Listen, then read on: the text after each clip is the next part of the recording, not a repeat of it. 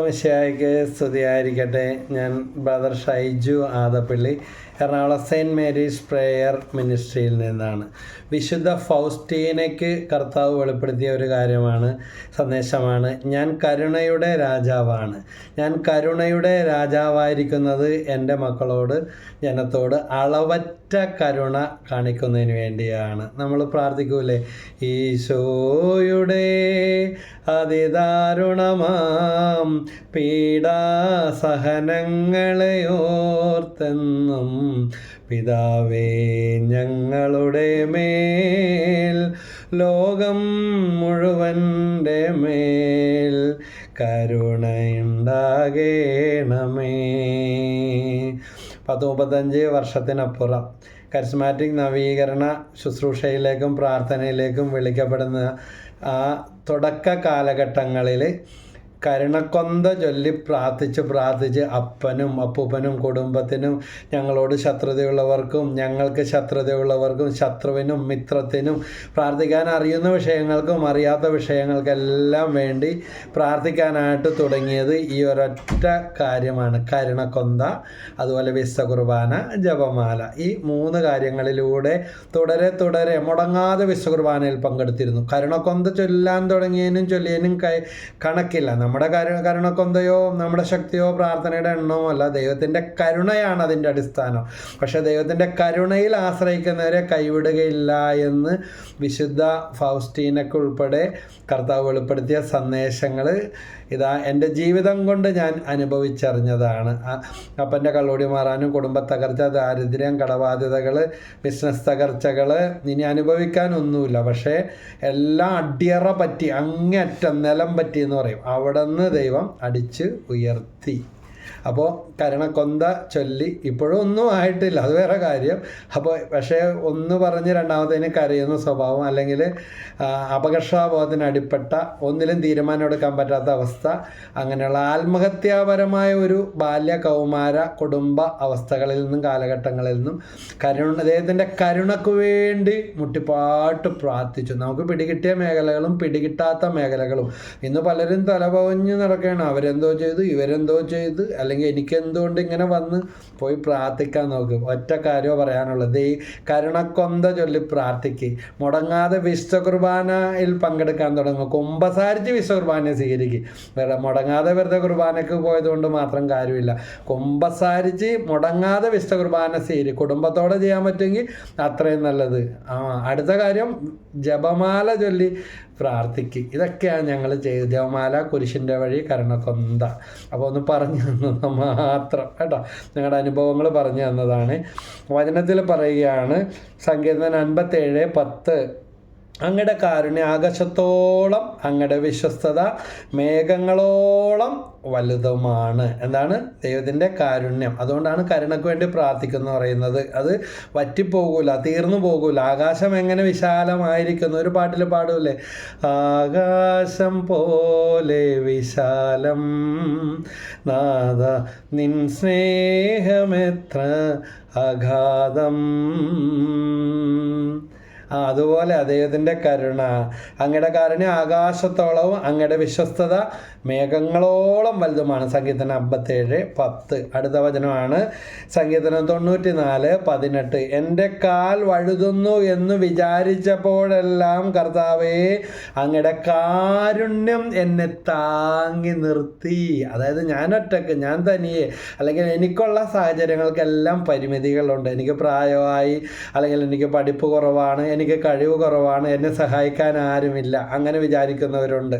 അവരോട് നമ്മോട് ദൈവത്തിൻ്റെ വചനം സങ്കീർത്തനം 94:18, എൻ്റെ കാൽ വഴുതുന്നു എന്ന് വിചാരിച്ചപ്പോഴെല്ലാം കർത്താവേ അങ്ങയുടെ കാരുണ്യം എന്നെ താങ്ങി നിർത്തി. ഇങ്ങനെ പഞ്ഞിക്കട്ട പോലെ പൊക്കി നിർത്തും. ഭാരപ്പെടാനും അസ്വസ്ഥപ്പെടാനും ഇടതരില്ല. വീണ്ടും ദൈവം നമ്മളെ കിരീടമണിയിക്കും.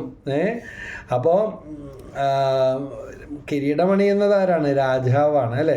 അപ്പോൾ രാജാവ് കിരീടമില്ലെങ്കിൽ എന്താ സ്ഥാനം പോയി നടത്തുക. അപ്പോൾ കിരീടമണിയിക്കുക എന്ന് പറഞ്ഞാൽ ഇപ്പോൾ കിരീടമില്ലായിരിക്കാം, വലിയ പ്രതാപത്തിൽ ജീവിക്കുന്ന കുടുംബമോ വ്യക്തികളോ ആയിരിക്കാം, ആത്മീയമായിട്ട് വളരെ ഉയർച്ചയിലായിരുന്നിരിക്കാം, പക്ഷേ ഇപ്പോൾ അടിച്ച് താഴെ പോയ അവസ്ഥയായിരിക്കാം. ഏത് മേഖലയായാലും, ആത്മീയമോ ഭൗതികമോ. സങ്കീർത്തനം 103 3 4 വാക്യത്തിൽ പറയുന്നത്, അവിടുന്ന് നിൻ്റെ അകൃത്യങ്ങൾ ക്ഷമിക്കുന്നു, പാപങ്ങളൊക്കെ തുടച്ച് കളയും, മായ്ച്ചു കളയും, നിൻ്റെ രോഗങ്ങൾ സുഖപ്പെടുത്തുന്നു. രോഗശാന്തി കിട്ടും. സൈക് സോമ ന്യൂമ, ശരീരം മനസ്സ് ആത്മാവ്, അവിടെ രോഗശാന്തി കിട്ടും. നിന്റെ ജീവനെ പാതാളത്തിൽ നിന്ന് രക്ഷിക്കുന്നു. എല്ലാം കൈവിട്ടു പോയ അങ്ങേയറ്റത്തിൻ്റെ അറ്റത്തെ അവസ്ഥയായാലും അവിടുത്തെ സ്നേഹവും കരുണയും കൊണ്ട് നിന്നെ കിരീടമണിയിക്കും. പാട്ടിൽ പാടൂലേ, കരുണ തോന്നണേ എന്നിൽ, അലിവ് തോന്നണേ, പാപിയാണു ഞാൻ നാഥ, പാപിയാണു ഞാൻ. കാല് പിടിക്കണവനെ ആരും തൊഴിക്കത്തില്ല. എത്ര ദുഷ്ടന്മാരായാലും മാപ്പ് കൊടുക്കും, ക്ഷമിക്കും, കരുണ കാണിക്കും. അപ്പോൾ ഇതുപോലെ സർവശക്തനായ ആകാശം പോലെ, ഇതാ കടലലകൾ പോലെ കാരുണ്യം ചൊരിയുന്ന ആ ദൈവത്തിൻ്റെ സ്നേഹം വളരെ വലുതാണ്. അവിടുന്ന് സ്നേഹവും കരുണയും കൊണ്ട് നിന്നെ കിരീടമണിയിക്കും. സങ്കീർത്തനം 103 3 4 വാക്യം. വീണ്ടും സങ്കീർത്തനം 145 8 9 പറയുന്നു, കർത്താവ് എല്ലാവർക്കും രക്ഷ കിട്ടും. ഈ വചനം കേട്ടുകൊണ്ടിരിക്കുന്നവർ സ്കിപ്പ് ചെയ്ത് ഓടിപ്പോകാതെ, ഇത് കേട്ടുകൊണ്ടിരിക്കുമ്പോൾ തന്നെ പല മേഖലയിലും ദൈവം വിടുതൽ കിട്ടും. കാരണം യോഹന്നാൻ 15:3 പറയുന്നുണ്ട്, ഞാൻ നിങ്ങളോട് പറഞ്ഞ വചനം നിമിത്തം നിങ്ങൾ ശുദ്ധിയുള്ളവരായിരിക്കുന്നു. റോമ 9:6 പറഞ്ഞു, ദൈവ വചനം ഒരിക്കലും പരാജയപ്പെടുകയില്ല. യോഹന്നാൻ 15:11 പറയുന്നു, ഇത് ഞാൻ നിങ്ങളോട് പറഞ്ഞ എൻ്റെ സന്തോഷം നിങ്ങളിൽ കുടികൊള്ളാനും അത് പൂർണ്ണമാകാനുമാണ്. അപ്പോൾ വചനം കേട്ടുകൊണ്ടിരിക്കുമ്പോൾ സന്തോഷം കിട്ടും. സങ്കീർത്തനം 119:11 പറയുന്നു, അങ്ങക്കെതിരെ പാപം ചെയ്യാതിരിക്കാൻ അവിടുത്തെ വചനം ഞാൻ എൻ്റെ ഹൃദയത്തിൽ സൂക്ഷിച്ചിട്ടുണ്ട്. അപ്പോൾ ദൈവകരുണ നിറയും. വചനം കേൾക്കുമ്പോൾ, വചനം നമ്മളിൽ പതിക്കുമ്പോൾ, വചനത്തിന് വേണ്ടി ദാഹിക്കുമ്പോൾ, വചനം പറയുന്നവരെ ശ്രവിക്കുമ്പോൾ, വചനം എഴുതി വെക്കുമ്പോൾ, ആവർത്തിച്ച് കേൾക്കുമ്പോൾ എല്ലാം ഈ കരുണ നമ്മളിലും നിറയും. ദൈവത്തിൻ്റെ അളവറ്റ കരുണ നമ്മളിൽ നിറയും. അപ്പോൾ ഈ കാരണത്തിന് വേണ്ടി നമുക്ക് പ്രാർത്ഥിക്കാം. വീണ്ടും സങ്കീർത്തനം 145 13 14. കർത്താവ് വാഗ്ദാനങ്ങളിൽ വിശ്വസ്തനും പ്രവൃത്തികളിൽ കാരുണ്യവാനുമാണ്. കർത്താവ് വീഴുന്നവരെ താങ്ങുന്നു, നിലം പറ്റിയവരെ എഴുന്നേൽപ്പിക്കുന്നു. നിലം പറ്റിപ്പോയി, സ്വന്തം കാരണം കൊണ്ടോ അല്ലാത്ത കാരണം കൊണ്ടോ ഏത് കാരണം കൊണ്ടോ ആട്ടെ, ഇനി പൊങ്ങത്തില്ല എന്ന് വിചാരിക്കുന്ന അവസ്ഥയിലായിരിക്കാം. പക്ഷേ കർത്താവ് എന്ത് ചെയ്യും? വീഴുന്നവരെ താങ്ങുന്നു. നീ വീണ് കിടക്കുന്നത് കർത്താവിൻ്റെ മടിയിലാണ്. അത് നീ അറിഞ്ഞിട്ടില്ല. കാരണം സൃഷ്ടിച്ച ദൈവത്തിന് നിന്നെ ആരെല്ലാം ഉപേക്ഷിച്ചാലും ഉപേക്ഷിക്കാൻ പറ്റത്തില്ല. നിലം പറ്റിയവരെ എഴുന്നേൽപ്പിക്കുന്നു. ഇങ്ങനെ എത്ര അനുഭവങ്ങൾ അറിയാവുന്നോ? ഇപ്പോൾ നിങ്ങളുടെ മുമ്പിൽ വചനം പറഞ്ഞുകൊണ്ടിരിക്കുന്ന എൻ്റെയും എൻ്റെ കുടുംബത്തിൻ്റെ അവസ്ഥകൾ തന്നെ ഇതുപോലെ ഈ ശുശ്രൂഷയിലേക്ക് കടന്നു വന്ന കഴിഞ്ഞ 35 വർഷക്കാലം കൊണ്ട് ഞങ്ങൾ വഴി കാണിച്ച് ഈശോയിലേക്ക് അടുപ്പിച്ചതും പറഞ്ഞു കൊടുത്തതും പ്രാർത്ഥിച്ചതും ചെന്ന് പ്രാർത്ഥിച്ചതും വന്ന് പ്രാർത്ഥിച്ചതും വിളിച്ചു പ്രാർത്ഥിച്ചതും വചനം പറഞ്ഞു കൊടുത്ത് രക്ഷപ്പെട്ടവർ കയ്യും കണക്കുമില്ല. ഞങ്ങളാരുമല്ല, ഞങ്ങൾ വെറും ഉപകരണങ്ങൾ മാത്രം. ഞങ്ങൾ അനുഭവിച്ച ഈശോയെ മറ്റുള്ളവർക്ക് പങ്കുവെച്ച് കൊടുക്കുന്നു. അപ്പം അതുകൊണ്ടാണ് അവിടുന്ന് കർത്താവ് വീഴുന്നവരെ താങ്ങുന്നു, നിലം പറ്റിയവരെ എഴുന്നേൽപ്പിക്കുന്നു. ഒരിക്കലും ഇനി വിവാഹം നടക്കൂലെന്ന് വിചാരിച്ചിരുന്നവർ 35 വയസ്സ് 38 വയസ്സ് 41 വയസ്സ് 42 വയസ്സ് 45 വയസ്സ് ഒരു സഹോദരി അടുത്ത് വിളിച്ച് നന്ദി പറഞ്ഞാൽ നേരിട്ട് പോലും കണ്ടിട്ടില്ല. പ്രാർത്ഥിച്ചതിനും നന്ദി, ഇത്രയും പെട്ടെന്ന് ശരിയാവുമെന്ന് വിചാരിച്ചില്ല. അപ്പനും അമ്മയും മരിച്ചു പോയത്, ആങ്ങളുടെ കുടുംബത്തിനോട് കൂടെ നിന്നിരുന്നതാണ്. ദൈവം എൻ്റെ കഥ പോയെന്നും പറഞ്ഞ് വിഷമിച്ചിരുന്ന അവസ്ഥയായിരുന്നു. കർത്താവ് ഒരുക്കി. ബ്രദറെ, പ്രാർത്ഥിച്ചതിനൊക്കെ ഒത്തിരി നന്ദി, പറഞ്ഞപ്പോഴൊന്നും വിശ്വസിക്കാൻ പറ്റിയില്ലെന്ന് പറഞ്ഞു. അതുകൊണ്ട് വചനം വിശ്വസിച്ച് പ്രാർത്ഥിക്കുക. കർത്താവ് നമ്മളെ താങ്ങും, നമ്മളെ വഴി നടത്തും. അതുപോലെ കുഞ്ഞുങ്ങളില്ലാത്തവർ 23 വർഷം 22 വർഷം 20 വർഷം 13 വർഷം 8 വർഷം 5 വർഷം. കഴിഞ്ഞ ദിവസം UK എന്നൊരു കുടുംബം ദമ്പതികൾ വിളിച്ചു. ഏതാനും വർഷം മുമ്പ് കുഞ്ഞുങ്ങളില്ല, ലേറ്റ് മാരേജ് ആണ്, ഇപ്പോൾ പ്രായം ഇത്രയായി, ഇനിയും കല്യാണം കഴിഞ്ഞിട്ട് ഇത്ര വർഷമായി എന്നൊക്കെ പറഞ്ഞ് രണ്ടുപേരും കൂടെ ഫോണിൽ കൂടെ കരഞ്ഞ് കൗൺസിലിംഗ് ഒക്കെ എടുത്ത് വചനം പറഞ്ഞു കൊടുത്ത് പ്രാർത്ഥിച്ചതാണ്. ഇപ്പോൾ രണ്ടാമത് വീണ്ടും ഗർഭിണി, ആദ്യത്തെ കുഞ്ഞിനെ കിട്ടി, ഇപ്പോൾ ഇരട്ട കുഞ്ഞുങ്ങളാണ്. വീണ്ടും പ്രാർത്ഥിക്കണേ എന്ന് പറഞ്ഞ് വിളിച്ചിരിക്കുക. 3 കുഞ്ഞുങ്ങളിലേക്ക് കടന്നു വരികയാണ്. Price the Lord. അപ്പോൾ ഞാനിത് ചില അനുഭവങ്ങൾ പറഞ്ഞെന്ന് മാത്രം. 30 വർഷമായിട്ട് വീടില്ലാത്ത കുടുംബം, 25 വർഷമായിട്ട് വീടില്ലാത്ത കുടുംബം. ഹഗായി 2:1-9. അതൊക്കെ പറഞ്ഞു കൊടുക്കുന്നതിന് മുമ്പ് തന്നെ 127 സങ്കീർത്തനം വായിച്ച് പ്രാർത്ഥിക്കുന്നു പറയും, കിട്ടുന്നത് വരെ പ്രാർത്ഥിക്കുന്നു പറയും. അത്ഭുതം നടന്ന ഒത്തിരി സംഭവങ്ങളുണ്ട്. Praise lord, hallelujah. വാടക കിടന്ന കുടുംബത്തിന് വേണ്ടി വാടക വീട്ടിൽ പോയി പ്രാർത്ഥിച്ചപ്പോൾ അവർ പറഞ്ഞു, ബ്രദറെ ഇതുപോലത്തെ ഒരു വീട് കിട്ടാൻ, ഈ വീട് കിട്ടാൻ വേണ്ടി പ്രാർത്ഥിക്കണേന്ന്. പക്ഷേ ഇന്ന് ആ കുടുംബത്തിൻ്റെ ആ സ്ഥാനത്ത് 2 നില വീട്, ആ വാടക വീടിരുന്ന സ്ഥലത്ത് ഇന്ന് 2 നില വീട് കർത്താവ് കൊടുത്തു. Praise lord, hallelujah. യേശുവേ നന്ദി. ഇതുപോലെ ഒത്തിരി ഒത്തിരി ഒത്തിരി ഒത്തിരി ഒത്തിരി നാട്ടിൽ 3000 രൂപ ശമ്പളത്തിന് ജോലി എടുത്തിരുന്നവർ വെറും 3000 രൂപ ശമ്പളത്തിന്, അങ്ങനെ ഒരു കാലം ഉണ്ടായിരുന്നു. ആ 3000-ത്തെ കർത്താവ് ലക്ഷങ്ങളാക്കി മാറ്റി വിദേശത്ത് ജോലി കൊടുത്തു. 3000 കൊണ്ട് തട്ടിമുട്ടി ജീവിക്കാൻ പോലും പറ്റാത്ത അവസ്ഥ. പക്ഷെ കർത്താവിൻ്റെ വചനം കേട്ട് പ്രാർത്ഥിച്ചപ്പോൾ വീട്ടിൽ ആ 3000 എന്ന് പറഞ്ഞ സ്ഥലത്ത് വീട്ടിൽ 3 പേർക്കും വിദേശത്ത് ജോലി കൊടുത്തു. ഹല്ലേലൂയ. ഓരോരുത്തരായിട്ട് ദൈവം വഴിയൊരുക്കി കൊടുത്തു. അതുകൊണ്ട് പ്രാർത്ഥിച്ചാൽ നടക്കാത്തതായിട്ടൊന്നുമില്ല. ഏത് കാര്യവും ആത്മീയമായിട്ട് തകർന്ന് നശിച്ച് ദൂർത്തടിച്ച് തന്നിരുന്ന മകന് വേണ്ടി പ്രാർത്ഥിക്കാൻ വന്ന മാതാപിതാക്കൾ ഇന്ന് ആ കുടുംബത്തിൻ്റെ പതിപ്പേ മാറിപ്പോയി. മകന് മാനസാന്തരം ഉണ്ടായി, മാതാപിതാക്കളെ പൊന്നുപോലെ നോക്കുന്നു. അവൻ വിദേശത്ത് പോയി, മാതാപിതാക്കളെയും വിദേശത്ത് കൊണ്ടുപോയി. അപ്പം നമ്മുടെ സ്ഥിതിഗതികൾക്ക് ഇപ്പോൾ ഒരു മാറ്റം വന്നിട്ടില്ലെങ്കിൽ ഇപ്പോഴും പ്രാർത്ഥിക്കുക. വിശുദ്ധ അഗസ്റ്റിന് വേണ്ടി പ്രാർത്ഥിച്ച മോനിക്ക പൊണ്ണേതിയുടെ ആ പ്രാർത്ഥന, ആ മുഖം നമ്മുടെ മനസ്സിലുണ്ടാകട്ടെ. മകനെ മാനസാന്തരപ്പെടുത്തുവോളം പ്രാർത്ഥിച്ച്. Praise the lord, hallelujah. മാനസാന്തരപ്പെട്ടു, വിശുദ്ധനും പണ്ഡിതനും വിശുദ്ധനും എല്ലാമായി. ഇതാ ഇന്നും ആ ആത്മീയ രഹസ്യങ്ങളുടെ ചുരുളഴിഞ്ഞ് കിട്ടുന്നില്ല. അത്ര വലിയ അഗാധ ജ്ഞാനമാണ് കിട്ടിയത്. അപ്പോൾ പ്രഭാഷകൻ 2:18 പറയുന്നു, നമുക്ക് മനുഷ്യകരങ്ങളിലല്ല കർത്തൃകരങ്ങളിൽ നമ്മെ തന്നെ സമർപ്പിക്കാം. അവിടുത്തെ പ്രഭാവം പോലെ തന്നെയാണ് അവിടുത്തെ കാരുണ്യവും. ആളുകളുടെ പുറകെയും വ്യക്തികളുടെ പുറകെയും സഹായങ്ങളുടെ പുറകെയും അന്വേഷിച്ച് നടന്ന് തളർന്ന് മടുത്ത് വിഷമിച്ച അവസ്ഥ. പക്ഷേ നമുക്ക് കർത്തൃകരങ്ങളിൽ എന്ത് ചെയ്യണം? നമ്മെ തന്നെ അർപ്പിക്കാം. പലരുടെയും തകർച്ചയുടെ കാരണം ഇതോ, എൻ്റെ ഭർത്താവ് എന്നെ സ്നേഹിക്കല്ല, എൻ്റെ ഭാര്യ എന്നെ സ്നേഹിക്കല്ല, ഇത്രയും വർഷമായി അവരെല്ലാം ഒറ്റ കൈയാണ്, ഇങ്ങനെയൊക്കെയുള്ള പാഴ്വചനങ്ങളുടെ പിന്നാലെയാണ്. എൻ്റെ ജീവിതം അധികം പറ്റാണ്, ഇനി എന്ത് ചെയ്തിട്ടും കാര്യമില്ല, ഡിപ്രഷനിലേക്ക് വരെയും പോയി. ദൈവത്തിലേക്ക് നിങ്ങൾ മടങ്ങി പോവാം. ഒന്നാം സ്ഥാനം ദൈവത്തിന് കൊടുക്കുക. ഭർത്താവിനുള്ളതേ ഭർത്താവിന് തരാൻ പറ്റൂ, ഭാര്യയ്ക്കുള്ളതേ ഭാര്യയ്ക്ക് തരാൻ പറ്റും. മക്കളിൽ ഇല്ലാത്തത് എങ്ങനെ തരാൻ സാധിക്കും? അവർക്ക് കിട്ടിയ ജന്മം പോലും ചിലപ്പോൾ ഒത്തിരി മുറിവുകളുടെ കാലഘട്ടങ്ങളിലായിരിക്കും. അതെല്ലാം തിരക്തം കൊണ്ട് കഴുകി പ്രാർത്ഥിച്ച് ഒളിച്ചോടിയിട്ട് കാര്യമില്ല. പ്രതികരിച്ച് വൈരാഗ്യം വെച്ചുകൊണ്ടിരുന്നിട്ട് കാര്യമില്ല. നിഷ്ക്രിയരായിരുന്നിട്ട് കാര്യമില്ല. ദൈവത്തിൽ ആശ്രയിച്ച് ക്ഷമിച്ച് പ്രാർത്ഥിക്കുക. ദാവീദിനെ ഉയർത്തിയ പോലെ ആ കുടുംബത്തിൽ അവഗണിക്കപ്പെട്ട് കിടന്ന ആ കുഞ്ഞിനെ ഇതാ അവസാനം രക്ഷകൻ വന്നത് ദാവീദിൻ്റെ ഗോത്രത്തിൽ നിന്നാണ്. ദൈവം തിരഞ്ഞെടുത്തു. വിക്കനായ മോശയെ ദൈവം ഉപയോഗിച്ചു. ചുങ്കക്കാരൻ മത്തായിയെ കർത്താവ് ഉപയോഗിച്ചു. സക്കേവൂസിൻ്റെ ഭവനത്തിന് രക്ഷ കൊടുത്തു. എടുത്തിയാട്ടക്കാരൻ പത്രോസിനെ സഭയുടെ അമരക്കാരനാക്കി. നിങ്ങൾക്ക് സാധിക്കും. ദൈവത്തിൻ്റെ കരുണ അത്ര വലുതാണ്. പണിക്കാർ ഉപേക്ഷിച്ച് കളഞ്ഞ കല്ല് ഭവനത്തിൻ്റെ മൂലക്കല്ലായിത്തീരും. വീണ്ടും പ്രഭാഷകൻ 17:29 പറയുന്നുണ്ട്, കർത്താവ് തൻ്റെ അടുക്കലേക്ക് തിരിയുന്നവരോട് പ്രദർശിപ്പിക്കുന്ന കാരുണ്യവും ക്ഷമയും എത്ര വലുതാണ്. പ്രഭാഷകൻ 17:29. കർത്താവിൻ്റെ കാരുണ്യവും ക്ഷമയും അത്രക്ക് വലുതാണ്. ഒന്നിനോട് ഉപമിക്കാനായിട്ട് പറ്റത്തില്ല. വീണ്ടും മറ്റൊരു എപ്പിസോഡിൽ 3 വചനങ്ങളെക്കുറിച്ച് പറഞ്ഞിട്ടുണ്ട്. അതിൽ ഞാൻ പറഞ്ഞ വചനം തന്നെയാണ് പ്രഭാഷകൻ 35, 25, 26. തൻ്റെ ജനത്തിൻ്റെ പരാതികൾക്ക് വിധി കൽപ്പിച്ച് തൻ്റെ കരുണയിൽ അവരെ ആനന്ദിപ്പിക്കും. പരാതികൾ ഏത് പരാതിയോ, ഭൗതികമോ ആത്മീയമോ ശാരീരികമോ മാനസികമോ അയൽവക്കപരമായിട്ടുള്ളതോ ദേശത്തുള്ളതോ കുടുംബത്തിലുള്ളതോ ഈ ശത്രുതയുടെ കെട്ടുകളോ ഏതും ആകട്ടെ, എന്ത് ചെയ്യും? പരാതികൾക്ക് വിധി കൽപ്പിച്ച്, അല്ലാതെ ഒരു പുറംപൂച്ചല്ല, വിധി കൽപ്പിച്ച് തൻ്റെ കാരുണ്യത്തിൽ അവരെ ആനന്ദിപ്പിക്കും. ആസ്വദിച്ച് ജീവിക്കാനുള്ള കൃപ ദൈവം തരും. ഇവിടെ നിന്ന് ആരംഭിക്കാത്ത സ്വർഗവും ഇല്ല, ഇവിടെ നിന്ന് ആരംഭിക്കാത്ത നരകവും ഇല്ല. അപ്പോൾ വരൾച്ചയുടെ നാളുകളിൽ മഴക്കാറ് പോലെ കഷ്ടതയിൽ കർത്താവിൻ്റെ കരുണ ആശ്വാസപ്രദമാണ്. എന്തൊരാശ്വാസം എന്ന് പറയലേ. നല്ല ചൂടായിട്ടൊക്കെ ഇരുന്നിട്ട് മഴ പെയ്യുമ്പോൾ, ഇപ്പം അങ്ങനത്തെ ഒരു സമയമാണ്. ഇന്ന് വലിയ ശനിയാഴ്ച ഉയർപ്പിൻ്റെ ആ തൊട്ടടുത്ത മണിക്കൂറുകളിലാണ് ഞാൻ ഈ വചനം പോസ്റ്റ് ചെയ്തുകൊണ്ടിരിക്കുന്നത്. അപ്പോൾ ഈ ദിവസങ്ങളിലൊക്കെ നല്ലോണം ഇടയ്ക്കിടയ്ക്ക് മഴ പെയ്ത് കഴിഞ്ഞപ്പോൾ മൊത്തത്തിലൊന്ന് തണുത്തു.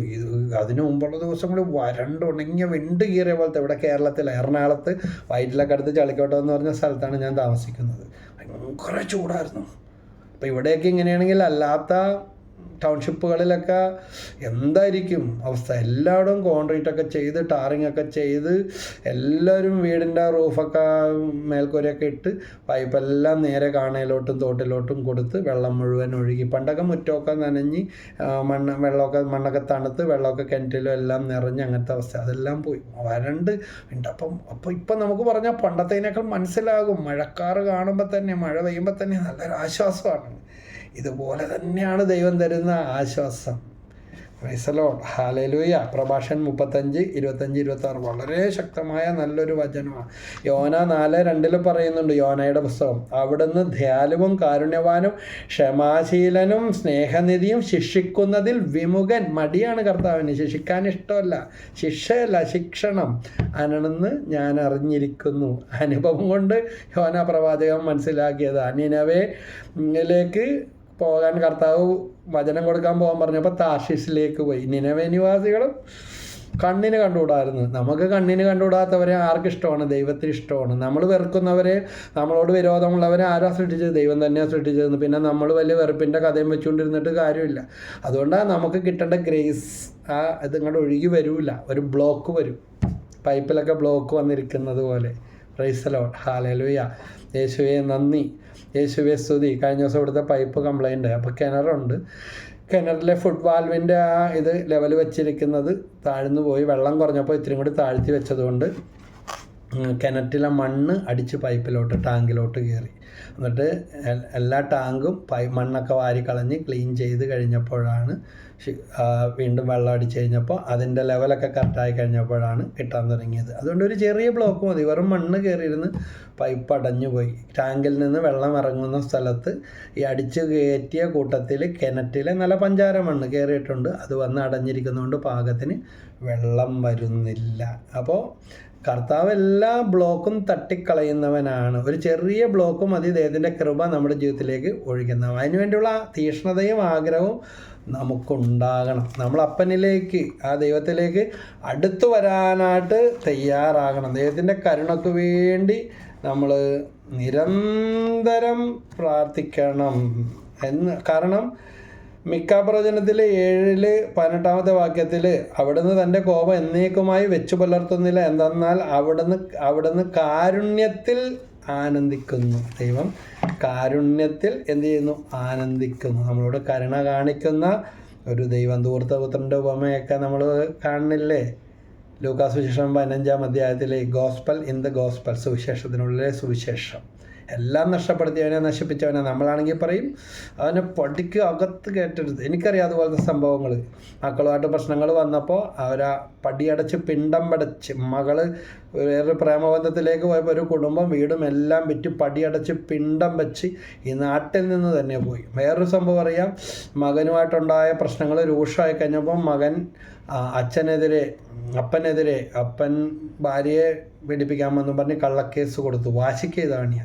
അവസാനം പ്രശ്നങ്ങൾ കൈവിട്ട് പോയപ്പോൾ അപ്പൻ RDOൻ്റെ ഉത്തരവ് മേടിച്ച് മകനെ വീട്ടിൽ നിന്നിറങ്ങി. ഒന്നും കൊടുത്തില്ല, മകൾക്ക് വീട് സ്ഥലമെല്ലാം എഴുതി കൊടുത്തു. ഇങ്ങനത്തെ വാശിയുടെ കാലഘട്ടമാണ്. പക്ഷേ ദൈവം അളവറ്റ കൊടുത്തതുപോലും മാതാപിതാക്കൾ തിരിച്ചു മേടിക്കാൻ ഇപ്പോൾ റൈറ്റ് ഉണ്ടെന്നൊക്കെ എല്ലാവർക്കും മനസ്സിലായി. അങ്ങനെയൊക്കെ ചെയ്തുകൊണ്ടിരിക്കുന്ന കേൾക്കുന്ന കാലഘട്ടമാണ്. മക്കൾക്ക് കൊടുത്തു കഴിഞ്ഞാൽ തിരിച്ചു മേടിക്കുന്നു.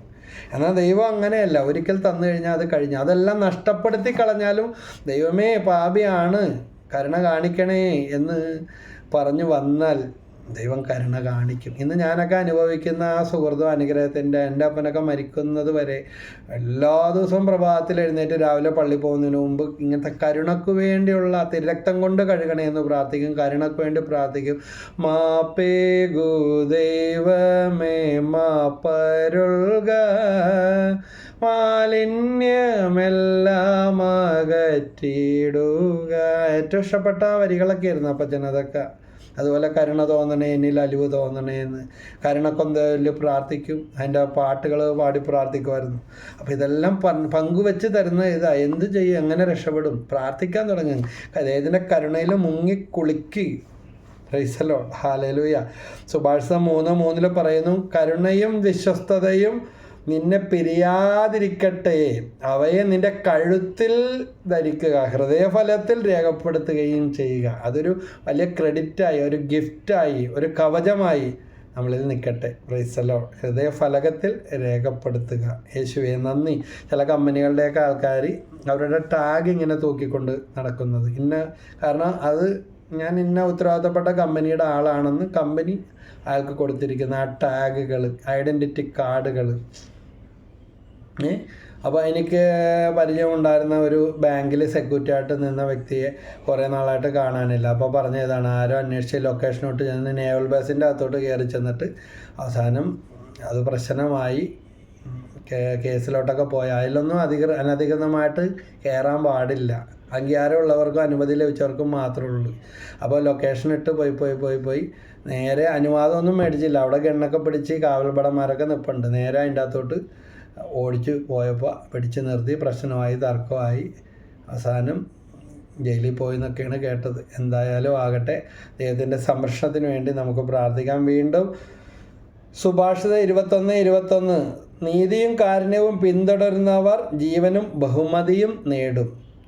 ഈ ജീവിതത്തിലും വരാനിരിക്കുന്ന ജീവിതത്തിൽ അനുഗ്രഹദായകമാണ്.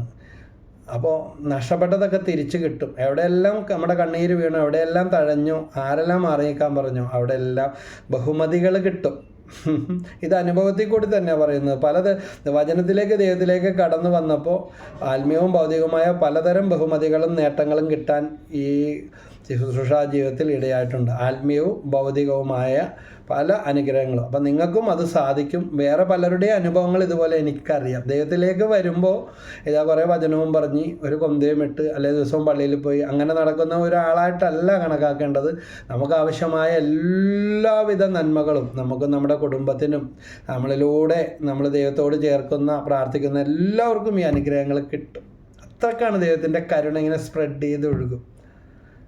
Price the Lord. ചന്ദനം ചാരിയാൽ ചന്ദനം മണക്കുമെന്ന് പറഞ്ഞതുപോലെയാണ്. അതുപോലെ നമുക്കറിയാം, കോവിഡുള്ള സമയത്ത് വേറെ ആരുടെ അടുത്തും പോകത്തില്ല, ഇങ്ങോട്ടോട്ട് കയറ്റത്തില്ല. കാരണം എന്താ, കോവിഡ് വേഗം പിടിപെട്ട് പലരും മരിച്ചു.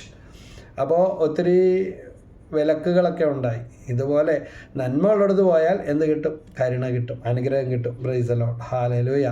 യേശുവേ. ഇവിടെ അടുത്തൊരു സൂപ്പർ മാർക്കറ്റിൽ ഏതാനും വർഷം മുമ്പ് ഭയങ്കര ഡിസ്കൗണ്ട് സെയിൽ, പഞ്ചസാരക്ക് ഇത്ര, ഇന്ന ആളെ കൂട്ടുന്നതിന് വേണ്ടി അവർ ചെയ്തൊരു കാര്യമാണ്. എൻ്റെ ദൈവമേ, പള്ളിയിൽ പോകാൻ നേരമില്ല, ഒന്നിനും സമയം കിട്ടണില്ല, മരുന്നാണ്, മുട്ടുവേദനയാണ്, നടുവേദനയാണ്, വയ്യായികയാണെന്നൊക്കെ പറഞ്ഞിട്ടുള്ള പലരെയും ആ വഴി പോയപ്പോൾ അവിടെ ക്യൂ നിൽക്കുന്നത് കണ്ടു. പക്ഷേ കുറച്ചായപ്പോൾ അത് ആ ഇത്ര ലിമിറ്റ് ഉണ്ടായിരുന്നു, അത് കഴിഞ്ഞെന്നും പറഞ്ഞ് എല്ലാവരും പിരിച്ചു വിട്ടു. ഒച്ചയമ്പകളുമായിട്ട് തിരിച്ചു പോയി. വില കുറച്ച്, നല്ല രീതിയിൽ വില കുറച്ച് ആകർഷണം കിട്ടുന്നതിനും പരസ്യത്തിനും വേണ്ടി ആ സൂപ്പർ മാർക്കറ്റ് തുടങ്ങിയിടയ്ക്ക് ചെയ്ത വലിയൊരു പരസ്യം. നല്ല കാര്യങ്ങളൊക്കെ പറയുമ്പോൾ സമയമില്ല, അല്ലെങ്കിൽ തിരക്കാണ് എന്നൊക്കെ പറയുന്ന പലരെയും അതിനേക്കാൾ വേഗത്തിൽ ഫ്രീ ഉണ്ട് അല്ലെങ്കിൽ വില കുറവുണ്ടെന്ന് കേട്ടപ്പോൾ ഓടി പിടിച്ച് പോയതായിട്ട് കണ്ടു. പക്ഷേ ദൈവത്തിൻ്റെ കരുണക്ക് മുമ്പിൽ വരുമ്പോൾ എല്ലാവർക്കും ഈ ദൈവത്തിൻ്റെ കരുണ കിട്ടും. കാരണം പ്രഭാഷകൻ 2:11 പറയുന്ന കർത്താവ് ആർദ്രഹൃദയനും കരുണാമയനുമാണ്. പിന്നെ അതുപോലെ നമ്മളിൽ നിന്ന് ദൈവം ആഗ്രഹിക്കുന്നത് എന്താണ്?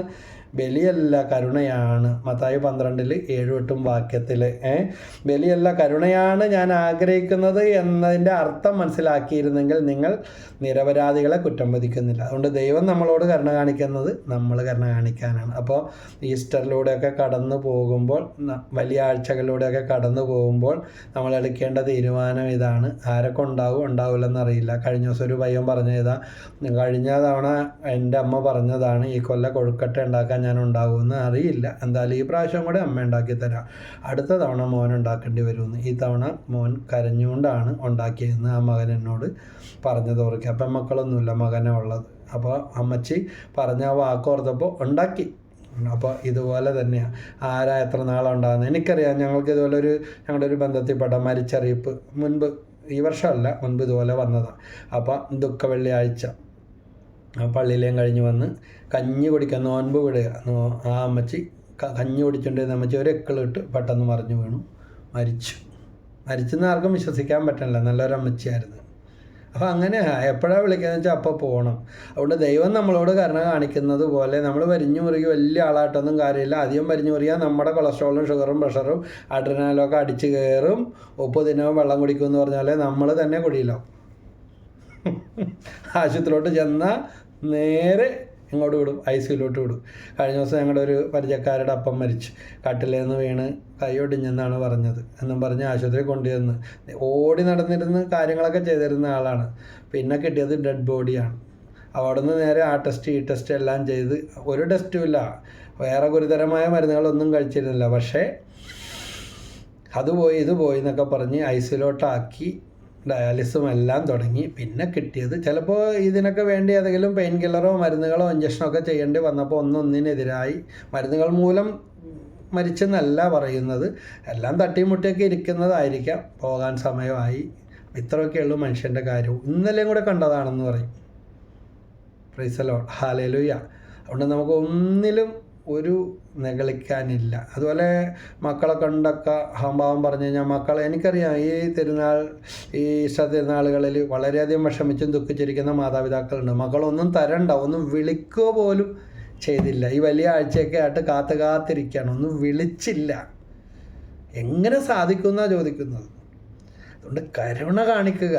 കുറവില്ലാത്ത ആരുമില്ല, മക്കളായാലും മാതാപിതാക്കളായാലും. വാശിയും വൈരാഗ്യമൊക്കെ വിട്ട് ഒന്ന് വിളിക്ക്. എന്തെങ്കിലും ഒരു 10 രൂപ കാശ് ഇട്ട് കൊടുക്കുക. നേർച്ചപ്പെട്ടിയിലും വിശപ്പിൻ്റെ ഉള്ളിൽ ഭക്ഷണം കൊടുക്കാനൊക്കെ പറയുമ്പോൾ ചിലപ്പോൾ ചാടി വീഴും. പേര് കിട്ടാനും കൊടിമരം പണിയാനും എല്ലാം. പക്ഷേ കരുണ കാണിക്കുന്നു പറയുമ്പോഴത്തേക്കും ബോർഡ് വെക്കാനും പേര് കിട്ടാനും എന്ത് ചെയ്യും? കരുണ കാണിക്ക്, ക്ഷമിക്ക്, ഇറങ്ങി വാ. ദൈവം കരുണയുള്ളവനാണെന്ന് പറയുമ്പോൾ നീട്ടി കൊണ്ടുപോകരുത്. കർത്താവ് അളവറ്റ കരുണ, ആ കരുണ നമ്മൾ മുതലെടുക്കരുത്.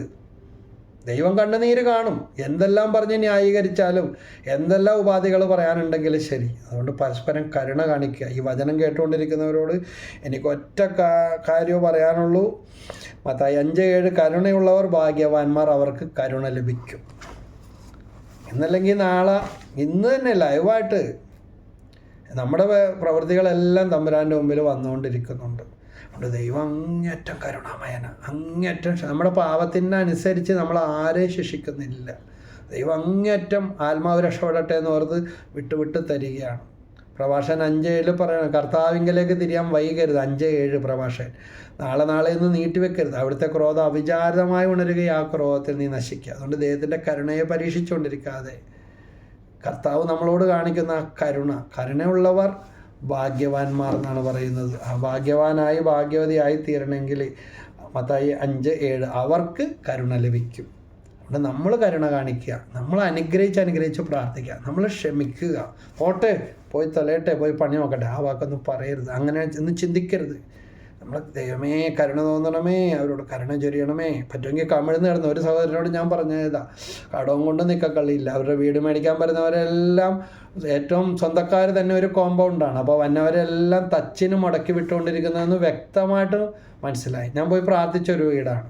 അപ്പോൾ എന്നോട് പറഞ്ഞു, ബ്രദറെ ആ നിൽക്കണവരാണ് ഇവരാണ്, ഭയങ്കര സ്നേഹം, ആരും പറഞ്ഞാൽ വിശ്വസിക്കില്ല. പക്ഷെ പല ആളുകളായി പറഞ്ഞ കച്ചവടം മുടക്കി വിടുന്നത് വ്യക്തമായ തെളിവുകൾ. ഞാൻ പറഞ്ഞു, കമിഴ്ന്ന് കിടന്നൊരു 15 മിനിറ്റ് എല്ലാ ദിവസവും ഒരാഴ്ച പ്രാർത്ഥിക്കാമോ? എന്തൊരാശ്വാസം എന്നാ പറഞ്ഞാൽ. പല രോഗങ്ങളും ഉണ്ടായിരുന്നു, പടിയിറങ്ങി. ഇന്ന് കുടുംബസമേതം വിദേശത്തുണ്ട്. കടങ്ങളൊക്കെ ഒതുക്കി, ദൈവകരുണയാ വിൽക്കാൻ പറ്റാത്തൊക്കെ വിറ്റു, വന്നവരൊക്കെ മടക്കിക്കൊണ്ടിരുന്നതാണ്. അപ്പനും അമ്മയും മകനും വിദേശത്ത് എത്തി. ദൈവം വഴി കാണിച്ചു കൊടുത്തു. ഈ വയസ്സാം കാലത്ത് അല്ലെങ്കിൽ ഇത്രയും പ്രായപ്പോഴെങ്കിലും കിട്ടുമെന്ന് പോകുമെന്നൊന്നും വിചാരിച്ചതല്ല. എത്തേണ്ടടുത്ത് ദൈവം എത്തിക്കും. അതുകൊണ്ട് ക്ഷമിക്കുക, കരുണ കാണിക്കുക. ദൈവത്തിൻ്റെ കരുണയ്ക്ക് വേണ്ടി തമ്പുരാൻ്റെ കാല് പിടിച്ച് പ്രാർത്ഥിക്കുക. നമ്മൾ ചെയ്തത് പൂർവികരുടെയോ കുടുംബത്തിലോ ഇപ്പോഴുള്ളതോ വരാനുള്ളതോ ഏത് ദ്രോഹമാണെങ്കിലും ദൈവമേ കരുണ കരുണ കരുണ കരുണ എന്ന് പറഞ്ഞ് പ്രാർത്ഥിക്കുക. അല്ലാതെ അയ്യോ ഞാൻ എന്തോരം ധ്യാനം കൂടി, 89 ധ്യാനം കൂടിയതാണ്, ഞാൻ കൂടാത്ത ധ്യാനമില്ല, പോകാത്ത ധ്യാനേന്ദ്രങ്ങളില്ല, ചെയ്യാത്ത ഉടമ്പടി ഇല്ല, ചൊല്ലാത്ത സങ്കീർത്തനമില്ല, പ്രാർത്ഥിക്കാത്ത വചനമില്ല, ഇനി എവിടെ പോകണമെന്ന് അറിയില്ല എന്ന് പറയല്ലേ. അത് ന്യായീകരണമാണ്, തർക്കമാണ്, അഹങ്കാരമാണ്. കരുണക്ക് വേണ്ടി പ്രാർത്ഥിക്കുക. കരുണക്ക് വേണ്ടി കാല് പിടിക്കുന്നവനെ ആരെങ്കിലും തൊഴിക്കൂല. പക്ഷേ അഹങ്കാരിനെ നമ്മൾ മനുഷ്യരാണെങ്കിലും നമ്മൾ പറയും, ഇത്ര അഹങ്കാരിയാണ് എന്ന് പറയും.